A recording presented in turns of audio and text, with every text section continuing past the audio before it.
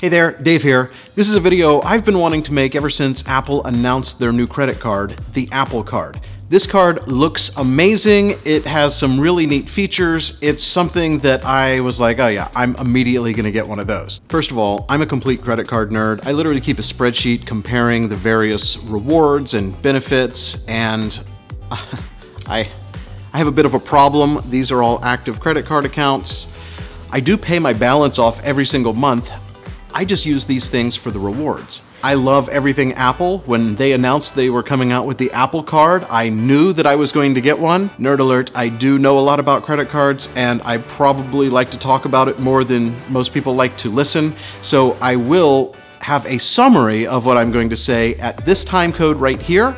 And I'll also show you a graphic that you can take a screenshot of and save, and it will help you decide which card to use in which situation. My goal here, though, is to make things completely simple. I actually only use 3 credit cards, and I only carry 2 of them with me.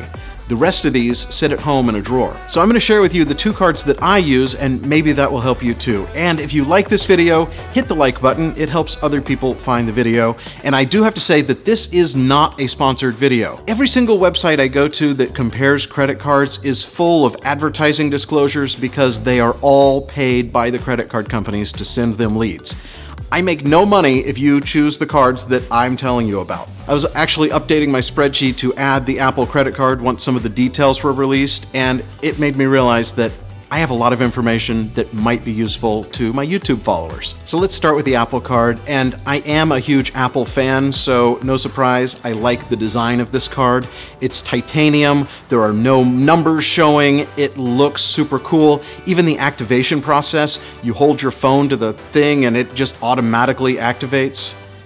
Apple does things right. The Apple Card's integration into your iPhone's wallet is seamless. The reporting and the visibility into your spending and interest and all of the good stuff that they're showing you, I am really a big fan of. The card actually comes with pretty decent rewards, 3% at Apple, 2% when you use Apple Pay, and 1% on everything else.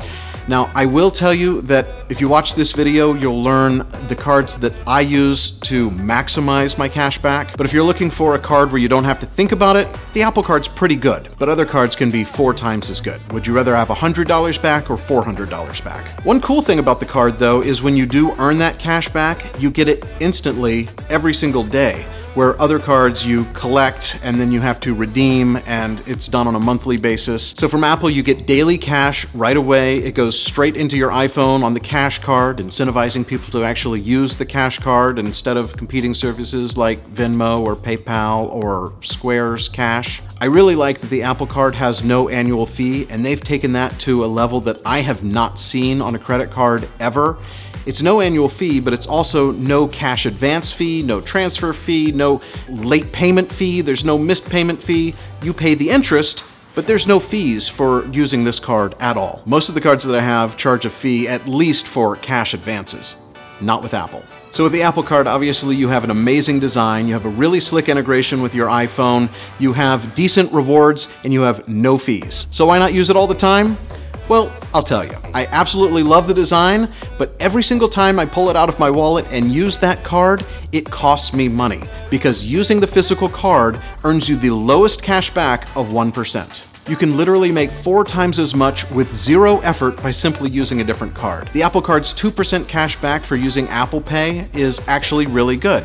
But every other card I have is compatible with Apple Pay, and all of them will pay at least 2%. Now, the 3% cash back at the Apple Store is probably the one place that I actually will use the Apple Card. And you actually buy stuff from Apple way more than you may realize. Yes, there's Apple products, but there's also apps and in-app purchases and iCloud storage and all kinds of stuff. I'm constantly paying Apple for things. 3% cash back is a really good rate, and it's higher than the other cards that I typically would use to pay for Apple products. So yes, Apple Card, you win there. But when it comes to actually buying Apple hardware, you may want to actually consider not using the Apple Card, because a lot of cards will automatically double the manufacturer's warranty. The Apple Card does not do that.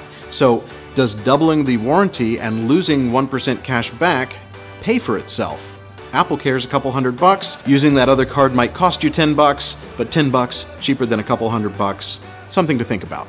My goal is to not have you end up with a wallet full of credit cards. I actually don't use most of these. I use 3 credit cards, 2 of which I carry with me and 1 that I use online. All of these cards are cash back cards because the whole point system has just gotten way too complicated. All of these cards are no annual fee, and today I'm not factoring in sign-up bonuses, and I'll tell you why in a minute. If all of this is too much, I'm going to show you a graphic right now that summarizes everything you need to know without knowing all of the rationale behind it. So just take a screenshot of this, file it away in your camera roll, and refer to it whenever you're trying to figure out which credit card to use. But if you do want to know why, I've got a lot to cover, so I'll go as fast as I can. Use that rewind button if you missed something. Let's go. I may have a handful of cards, but I actually only use 3 of them. I don't want one card for gas, another card for groceries, a different card for hotels, another card for department stores. Way too complicated. I've done that. And there are category-specific cards that let you maximize your points and your percentages. It's just not worth it. It's too complicated. Let's simplify. All right, so which cards do I actually use? As I mentioned, I'm sticking with cash back. The whole points system has gotten so complicated. Every time I use points, I feel like I'm getting a bad exchange rate. Membership rewards, thank you points, Bonvoy points, American miles. It's too much. And I'm not factoring in sign-up bonuses because while they're great, that goes away, and I'm looking for cards that have the best ongoing value. Also, you want to be careful when you sign up for a lot of cards because if you sign up for more than 5 cards in 24 months, that seems to be the number that credit card companies flag as being too many and you'll start to be declined, even if you have perfect credit. All of the cards that I'm talking about today and that I actually use have no annual fee because even a $95 annual fee wipes out a lot of rewards benefits when you're talking about cash back. So decide what's best for you. I'm sharing what works for me. I probably spend more on my credit cards than most people, which is why this is super important and I'm very passionate about it. So without further ado, here are the 3 cards that I actually use, starting with the Citi Double Cash Card. This card is awesome. It pays 2% cash back on everything you buy, no categories. It works with Apple Pay, so you get the same 2% that the Apple Card would give you, but it always works. You can use the plastic card and you still get the 2%. There are no categories to remember, no limit to the cash back that you can earn. This used to be my no-brainer card, but effective September 22nd, 2019, they're removing a lot of the benefits from this card. So now the cash back is still good, but everything else they're removing is not as good. Oh, and the biggest gotcha on the Citi Double Cash Card is they charge a foreign transaction fee of 3%.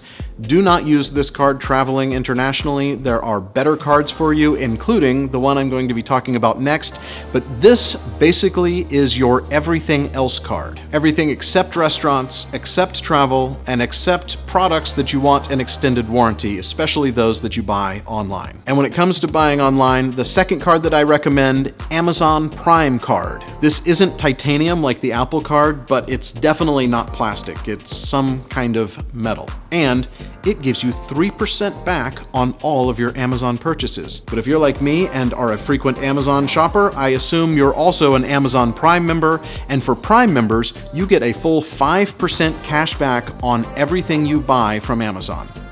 No brainer, you need this card. I don't carry this in my wallet. To even use it as a prop in this video, it took me about 30 minutes to find where I had stashed it away, but this is the default card in my Amazon account. If you're a credit card nerd like me, you know that this card is a Visa Signature card, which means it comes with some purchase protection benefits. That includes doubling the manufacturer's warranty on everything you buy up to 1 year, and if something gets damaged or stolen in the first 4 months, this card covers it up to $500, up to $50,000 per year. That's a good benefit. The card does not have price protection, and Amazon no longer offers price protection either, meaning if you buy something and find a lower price later, the card's not going to help you out. Amazon's return policy might, but this card also doesn't have an extended return period, so you're stuck with Amazon's standard 30-day return policy. So bottom line, this is your Amazon-only card. You'll get 5% back every time you use it at Amazon. It's also good for 5% back at Whole Foods. So here's what I do. Save this as the default card in your Amazon account, and then also add it to your iPhone wallet. You can use this at Whole Foods, and then you don't have to carry this card. It does give you 1% cash back everywhere and 2% at restaurants, but I have a way better restaurant card, which brings me to number 3, the Uber card from Barclays Bank. This card gives you 4% cash back at all restaurants and bars. So don't whip out that fancy titanium Apple Card just to show off your status symbol when you're splitting lunch with friends. You'll know that you're earning 4 times as much as people using the Apple Card at a restaurant. And it includes all restaurants, from high-end expensive restaurants to casual to fast food to delivery. They specifically say Uber Eats, which makes sense. I know for a fact that you get 4% back using DoorDash, probably some other delivery services as well. And it gives you 4% back at all bars, and it's 4% of the entire amount, including tax and tip. The Uber card also has some good purchase benefits. If you want some of the benefits that are missing from the Citibank 2% card, this card pays you 2% back on online purchases and 1% on everything else, but it does include some of the purchase protection benefits. It includes an additional year of warranty. It includes covering items from being stolen or damaged for 3 months instead of 4 like Amazon, but for the same $500 per item, up to $50,000 per year per account. It also includes some things that Amazon does not have, like price protection. That's limited to $250 per item, up to 4 times per year. And it includes one other thing. It includes, it extends the return period for 90 days, up to $500 per item, up to $1,000 a year. This card is also very good for travel. Now, if you have an airline or hotel card that you like their points, that you find value in it, by all means, keep using that card.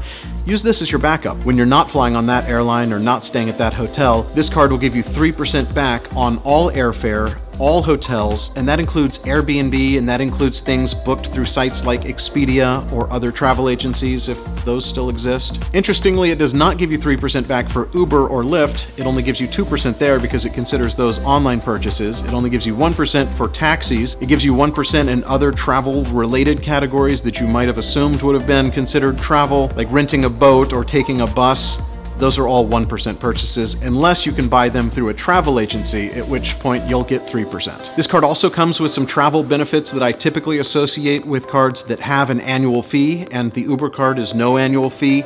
If you check bags on an airline and the bags are delayed, they will reimburse you up to $100 per day for items you need to purchase while you're missing your bags. They will also refund up to $1,500 per person if a trip is canceled or interrupted, and that includes you getting sick and not being able to go on the trip. And this card has no foreign transaction fee either, so it's perfect for international travel.